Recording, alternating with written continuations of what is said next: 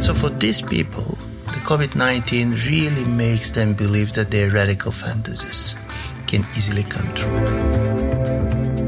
So what exactly President Trump wants, I don't know. Russia is in a difficult situation after COVID-19. The Russian government didn't play the crisis particularly well. President Putin was not seen during the important part of the crisis. It was the mayor of Moscow. Das war die Stimme von Ivan Krastev. Er ist bulgarischer Politologe und Bestsellerautor. Und er kommt in dieser Folge noch sehr ausführlich zu Wort. Aber der Reihe nach. Folge 4. Ivan Krastev im Regen und Sebastian Kurz am Schirm. Die Presse in Alpbach. Ein Erzähl-Podcast in 5 Teilen. Präsentiert von Accenture Österreich, dem weltweit führenden Beratungsunternehmen für Digitalisierung. Alpbach has always been a great platform, and I'm happy that we also have the opportunity to discuss this year, even if the situation is a bit different than in the last years. Das war, wie vermutlich unschwer zu erkennen war, Bundeskanzler Sebastian Kurz bei seinem einzigen Auftritt im Rahmen des Forums dieses Jahr. Er hat am Montag der 2. Woche in einer sogenannten Breakout-Session gesprochen, die zumindest dem Titel nach fast ein bisschen an seine Rede an die österreichische Bevölkerung ein paar Tage davor erinnerte. Resetting the Agenda, Boosting the Central Eastern European Economy Post-Covid-19. So lautete der Titel dieser Veranstaltung und da diskutierten auf Einladung der Raiffeisenbank International Kristalina Georgieva, die erst seit vergangenem Oktober Direktorin des Internationalen Währungsfonds ist, und Johann Strobel, der CEO von Raiffeisen International, mit dem Kanzler. Kristalina Georgieva versprühte vorsichtige Zuversicht, indem sie unter anderem sagte, die Erholung kommt, sie ist aber partiell und uneinheitlich. Zwischendurch gab es da leider ein paar Internetprobleme, vor allem mit der Leitung aus dem Bundeskanzleramt, aber nach einem Reset der Videoschaltung war das dann auch bald wieder behoben. Kurz betonte in der Session unter anderem, dass es keine Blaupause gebe, wie man eine solche Krise löst.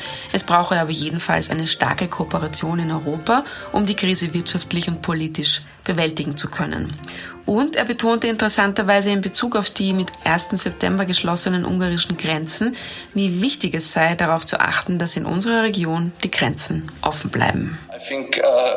What we need in the region is a strong cooperation. We have to work hard to keep the borders open if possible. And of course, on a European level, I think the main goal is to first support those countries who have been hit hardest by the pandemic. Then second, strengthen our economies and the common market again. And of course, the third point is to make our countries more sustainable and fit for the digital age. Und weil diese Diskussion von ORF-Moderatorin Lisa Gardenstädter geleitet wurde, fällt mir da noch etwas ein. Der ORF ist dieses Jahr zum 2. Mal in Alpbach zu Gast, und zwar mit dem Frühstücksfernsehen Guten Morgen Österreich. Das Forum Alpbach, das 75. wird Eine Woche lang berichtet das Morgen-Fernsehteam also aus dem Ort. Der Übertragungswagen parkt auf dem Buswendeplatz hinter dem neuen Hotel Alpbach herin und schräg gegenüber vom Kongresszentrum. Und der ORF macht somit auch ein bisschen Werbung für Ort und Forum. Thematisch ging es Anfang der Woche beim Forum weiterhin auf fast jedem Panel direkt oder indirekt um die Auswirkungen der Covid-19-Krise, vor allem in politischer und wirtschaftlicher Hinsicht. Den Beisatz "In the light of the pandemic" hört man dieser Tage wirklich häufig.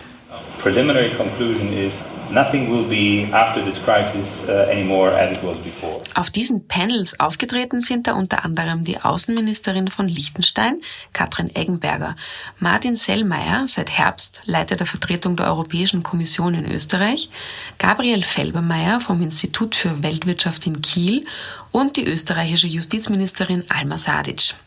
Auch über Economic and Climate Recovery wurde diskutiert, am Beispiel des Green Deal der EU. Dazu war Valdis Dombrovskis, der Vizepräsident der EU-Kommission, zugeschaltet und Österreichs Ministerin Eleonore Gewessler war vor Ort im Herz-Kremenack-Saal. Aber jetzt genug mit dem Name- und Topic-Dropping, denn eigentlich wollen wir diese Folge ja etwas anders angehen als die bisherigen, nämlich in die Tiefe gehen und uns für einen Gesprächspartner mal richtig Zeit nehmen. Ladies and gentlemen, the program is about to continue.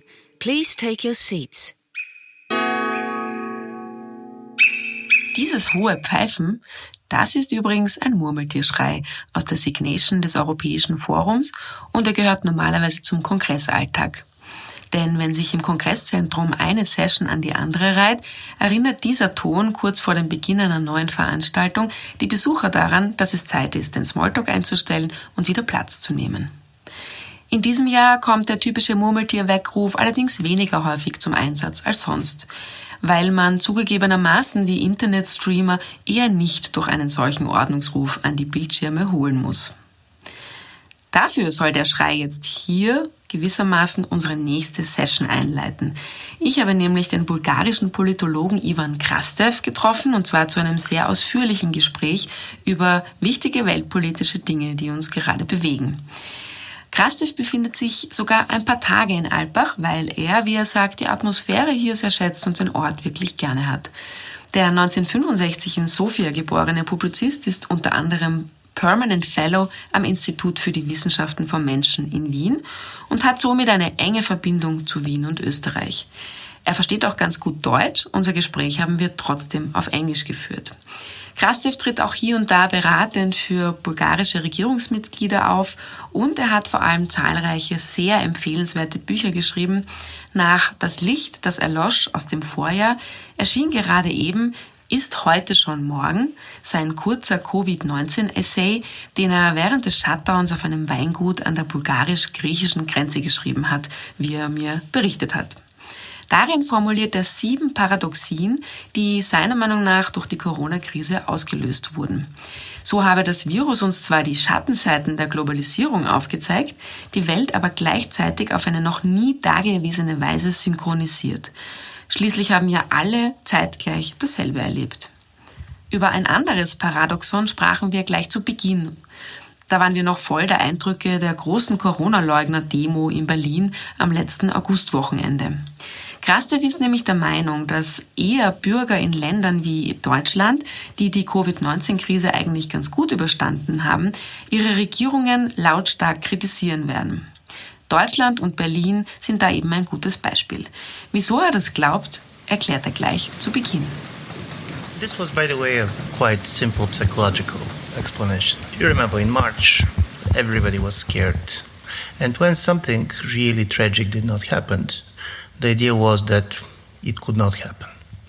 And then they start to look at what government is doing as kind of a overreacting. And this is important because in the beginning of the crisis, there was a feeling, and I was basically sharing the sentiment, that probably COVID-19 is going to restore certain trust, particularly in expertise.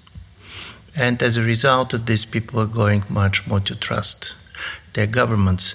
But the results of the opinion polls that I saw recently tells you that, in fact, when it comes to what governments tell you about COVID-19 and what the doctors told you about COVID-19, there's 3 groups of people.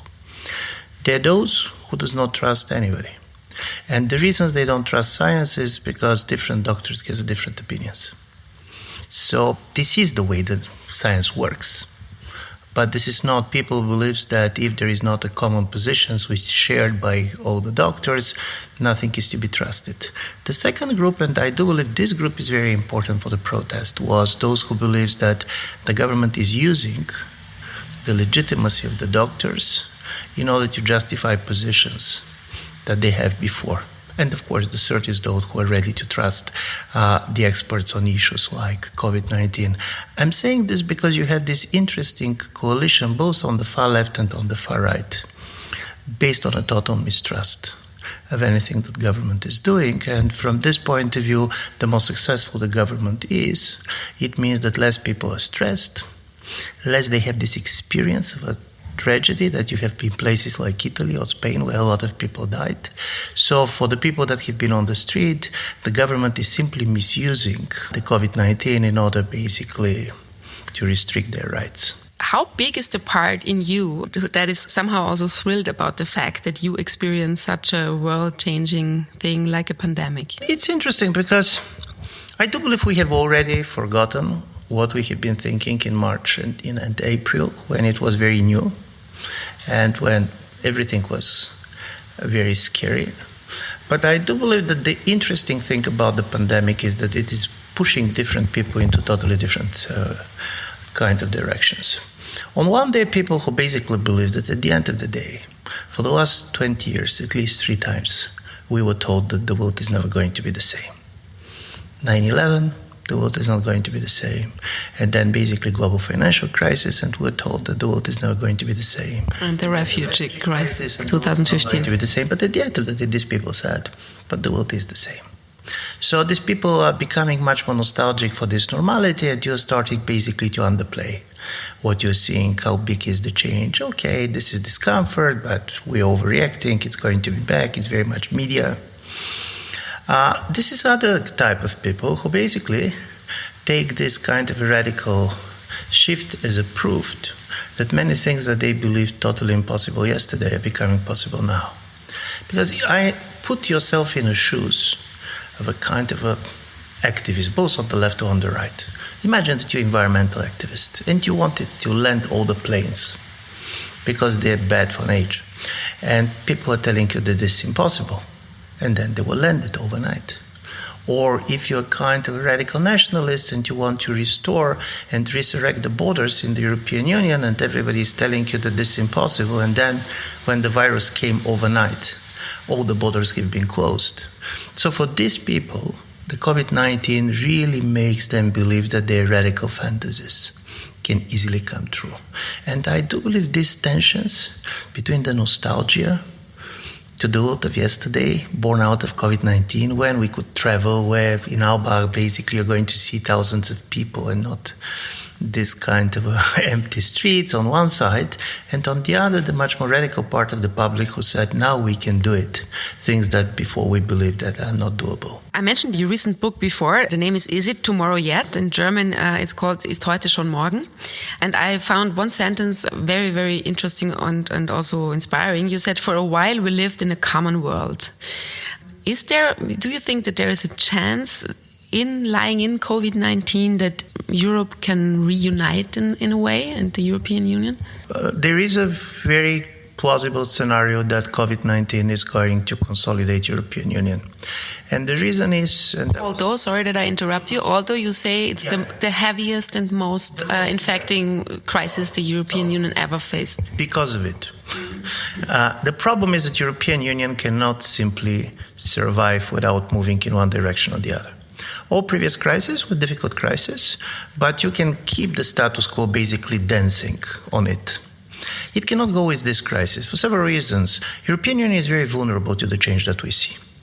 We have been much more embedded in this global world than anybody else because we have been the one pushing for these post-sovereignty projects. We are not a normal state. On the other state, European states are too small to play on their own.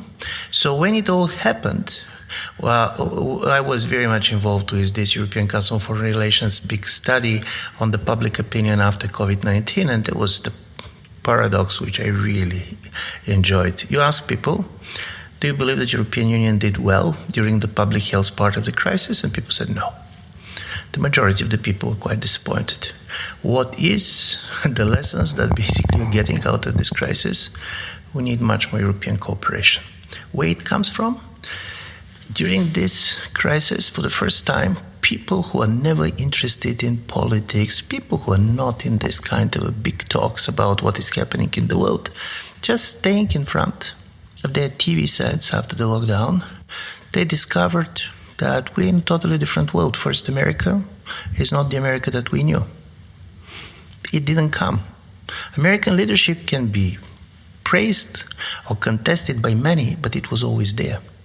This time, America was simply absent, and it's not simply that it was absent, it was destroyed by this crisis in the eyes of the Europeans to the extent that 62% of the Germans said that their view on the US deteriorated as a result of the crisis. And it's not about Trump only. This is about this totally powerful state extremely rich society you start to feel sorry about. And China, there was all this kind of a fantasy that China is only interested in economic stuff, that they don't have any ideas to hegemony and dominate the world. And during this crisis, it became clear that China is in a power game. So this realization of the fact that Europe can be squeezed between the Americans and the Chinese, and that if we want to be of any factor in the world, we should go together, is the fact that nevertheless the Europeans were not impressed by what the EU did. We said we should empower the Union in a certain way. We need somebody. And from this point of view, there is a chance. The fact that there is a chance does not mean that necessarily it's going to happen. And the question is how the European Union can manage to do that. I mean, you can say it's very easily to say, yeah, that there's a chance to take something out of it, but what should the EU do? And I mean, as you said before, there are a lot of people who have the feeling that they did not manage very well with the whole crisis. No, this is the majority of the people, not many people. This is the majority of the people. Listen, the most important thing that changed is how Germany is viewing the world. Because Germany is very different compared to the other EU member states for several reasons. First is the size. It's a relatively big country. For European standards, it's a very big country. But secondly, what is even more important, economically, while, for example, Austria is mostly trading within the European Union, Germany is mostly trading outside of the European Union. 42% of all European exports to China are coming from Germany. So the relations between Germany, I mean economic relations, and the United States are incredibly developed. So suddenly, it was as a result of this crisis that Germany betted on the EU in the way it was not betted before. Because 10 years ago, during the global financial crisis, the very talk about mutualization of debt was a no-go. And then suddenly, Germany understood, particularly after Brexit, particularly after the new dynamics in the American-Chinese relations, that you need the European Union that matters, which means basically you need European Union that is going to have some financial power of its own, but secondly, could stand. Because before, we always believed that we're going to regulate others, assuming that we're living in a common world. Now when the prospect of American world and Chinese world became much more realistic, technology starting to play the role of ideology before. Tell me what kind of a 5G network you have, and I'm going to tell you where your political loyalty goes, whom exactly we're going to regulate. And I do believe this change of a German's position is something new, and this is why the recovery plan was very different of what happened after the global financial crisis, where Germany was playing the role that basically the Frugal Five were playing during this discussion. I would like to stay with Germany and a total different topic, Navalny. What is your take on that? That Berlin said, yes, we want Navalny to come to our country and to the city and to get checked at the Charité. And what is your general take on the whole Navalny story? The biggest problem, we don't know, at least. I don't know exactly what has happened.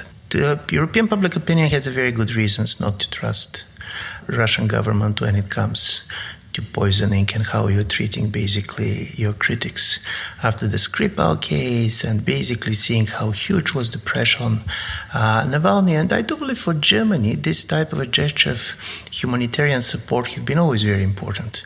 Don't forget that it was in Germany that also Khodorkovsky landed.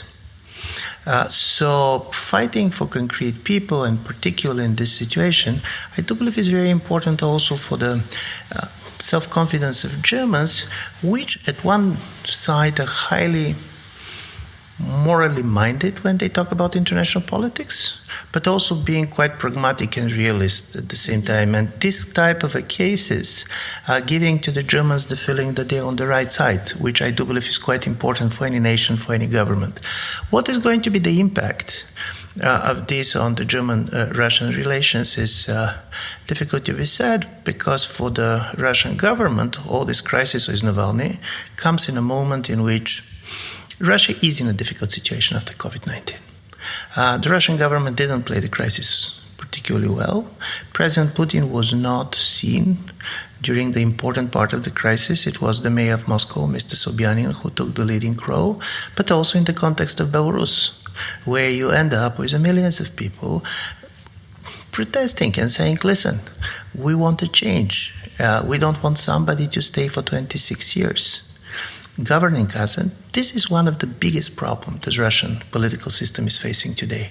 The strength of the system and the weakness of the system is the same. And this is President Putin. Obviously, he's a very powerful leader. He achieved certain things. But because of it, people cannot imagine how post-Putin Russia is going to look like. Neither his supporters, nor much of his critics. So the more he's aging, the more the anxiety is becoming. And he's not helping the society because he's not giving them perspective on a post-Putin Russia. His message to the world and to the Russians is, situation is so tough, so I cannot retire. But this was also, unfortunately, the message of Mr. Lukashenko. And this ended up with people who yesterday genuinely voted for him, now understanding that the only way for Belarus is for him to get out. Yeah. Is there a reason why Putin was not seen during the crisis? There was a lot of speculations. He didn't wrote to any of us to explain why he was not there. But I do believe that on one level, basically, probably some of his medical advisors and others decided to keep him safe, so there was not much communication. But secondly, this is type of a crisis that this type of political leaders don't like. Because there is nothing heroic about it. Listen, you don't have a control, and also it so much depends on the trust that people has in a government, because you can arrest a million people, but you cannot force people to wash their hands. For this, you need something different, and because the Russian system is not great at delegating powers, so at some point, I do believe that the president himself probably didn't have a much clue what is going on. You don't forget, in the beginning, Russia was slightly in a denial camp, trying to help Italy, saying we're doing fine, something that Mr. Lukashenko did. And really, it was very much because of the mayor of Moscow that they decided to lock down. And you know that some of the figures for Russia were difficult. Secondly, also this crisis of globalization is not benefiting Russia. Because while Russia is politically closed countries, it very much depends on the free market for its natural resources. And as a result of it, for the last several years, the incomes of the Russian population has really declined, around 20% decline of the disposable money that people have. And you can go with this for 3 years, for 5 years, when you believe that it's temporal. But when basically for a long period of time you see your money declining, the explanation about the Western sanctions, about COVID-19 are not helping in the way they have been helping before. Let's come at the end of the interview to another very important event for world politics, which is, of course, the US elections on the 3rd of November. And I just read in a recent piece for the FT that you wrote, where you shared a new theory about Trump's foreign policy, and where you said that after post-Brexit EU, the US is seeking for new allies, and one of them is Central Europe, with also Austrian. Could you elaborate a bit more on that, why that is? Now, listen, normally when people talk about US policy towards the European Union, on one level, they point the obvious, that unlike different previous American presidents, President Trump does not see European Union and European unity as an objective of the American foreign policy. But secondly, they basically claim and he wants to destroy the EU. So what exactly President Trump wants, I don't know. But on the other side, you can see that the foreign policy of the United States, much more personified by the State Department, and in this case by the visit of State Secretary Pompeo, he has a slightly different view of what is important about Europe. As you know, for 2 years, Assistant Secretary of State on Europe was Wes Mitchell. Wes Mitchell is an extremely gifted Republican geopolitical strategist who knows very well, by the way, this part of the world, because he wrote a fascinating book on the grand strategy of the Habsburg Empire. So he's a specialist on the Habsburgs. And one of the central points in understanding of Europe and European Union from the point of view of Mitchell was that if Europe gets sovereign, if Europe goes united, this is going to be problematic for the transatlantic relationship because there is a huge risk that European Union is much more going to side with Russia than with the US. So at the same time, the State Department and this type of American strategy recognizes that disintegration of the European Union is going to be a major problem for the West. So I don't know where President Trump stands, but they understand that this is also going to be perceived as the American defeat.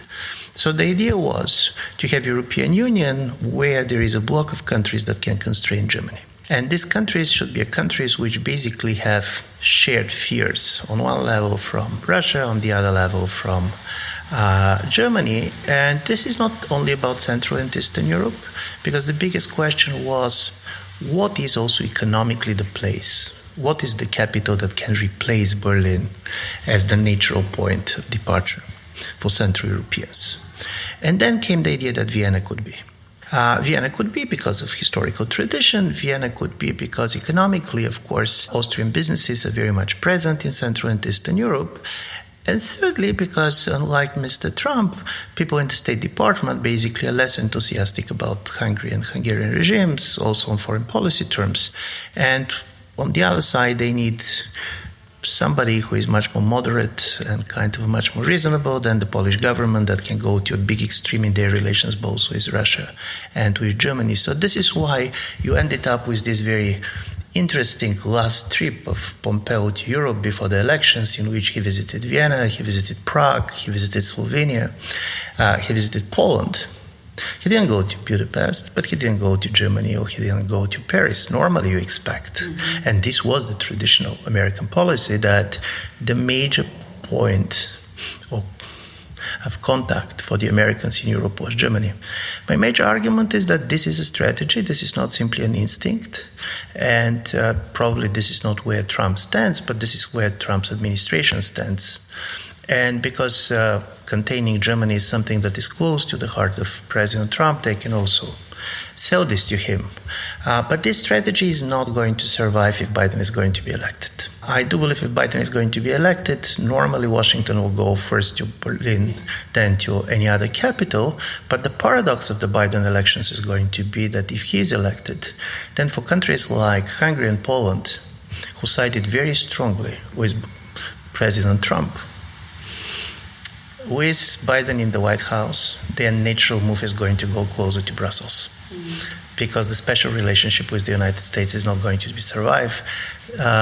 The Democratic Party has kind of a bad feeling of what basically both, particularly Budapest, did. So as a result of it, strangely, the end of this Habsburg strategy of Washington can end up basically with the Hungarians and Poles decided to moderate some of their criticism towards the European Union because they need a shield. They need a partner. Yeah. Do you know already how you will follow the elections? Do you plan to go to the States during this phase, or what are your plans for the next couple of weeks? You're asking the most difficult questions, because the problem is that with COVID-19 we're not planning. Yeah. Normally I'll go to the US, and for me this was quite interesting. I still have not lost the hope that if the situation goes slightly more normalized medically, because when you go to your country the week before and week after the elections, you're learning about the country more than if you're going to stay 2 years before it. So I don't want to miss the opportunity, but I don't know how easy it is going to be. And also you can go to the United States, whom you're going to meet when people are staying online all the time. So from this point of view, the idea of visiting a country is not what it used to be. Thank you that you visited Alpbach. Thank you very much. Alpbach is one of the safest bets that you can do. Especially because there are no people right now. Ivan Krastev weiß also noch nicht, ob er es dieses Jahr zur US-Wahl nach Amerika schaffen wird, obwohl er findet, dass man nie so viel über ein Land lernt, wie in den 2 Wochen vor und nach einer Wahl. So oder so wird danach ein neues Buch entstehen. Da bin ich ziemlich sicher. In Alpbach ist jetzt übrigens kurz vor dem Ende abends doch wieder einiges los. Nur das Terrassensitzen vor Jakoba und Böglerhof, das will in diesem Jahr nicht so recht gelingen, weil auch wenn der Regen zwischendurch gnädigerweise beschließt, für ein paar Stunden aufzuhören, ist es abends bei um die 9 Grad einfach ziemlich frisch zum Draußensitzen. Aber in fast allen Gasthäusern und Almen finden nun täglich Abendessenrunden statt. Da laden Banken, Agenturen oder das Forum selbst zu kleinen Zusammenkünften. Auch die Presse bat gemeinsam mit dem KSV, dem Kreditschutzverband, zu einem Abendessen in den Böglerhof. Andreas Treichel lud schon tags davor ein paar Leute zum Austausch, aber so richtig groß an die Glocke hängen will das dieses Mal niemand, solche Einladungen. Trotzdem wird hier im Ort, unter denen, die da sind, ganz gerne ausgetauscht, wer heute Abend wo mit wem sein Hirschragout isst. Das gehört offenbar zu Alpbach dazu, auch in einem Jahr wie diesem. Das war Episode 4 unserer Hörreportage aus Alpbach. Die 5. und abschließende Folge kommt am Donnerstag, den 3. September um 18 Uhr. Auch diese wird wie alle bisherigen Podcasts abrufbar sein unter diepresse.com/podcast und überall, wo es Podcasts gibt. Wer noch Zeit und Lust hat, kann uns natürlich auch gerne eine Bewertung auf Apple oder Google Podcasts hinterlassen. Das würde uns sehr freuen. Genauso freuen wir uns auch über Feedback, zum Beispiel per Post an die Mailadresse podcast@diepresse.com. Wer noch mehr Stoff aus Forum Alpbach sucht, Texte, Interviews und Analysen dazu finden sich täglich in der gedruckten Zeitung und noch bis Donnerstag in einem eigenen E-Paper, das Erich Kotziner, Tina Stani und Michael Köttritsch zusammenstellen unter diepresse.com/Alpbach.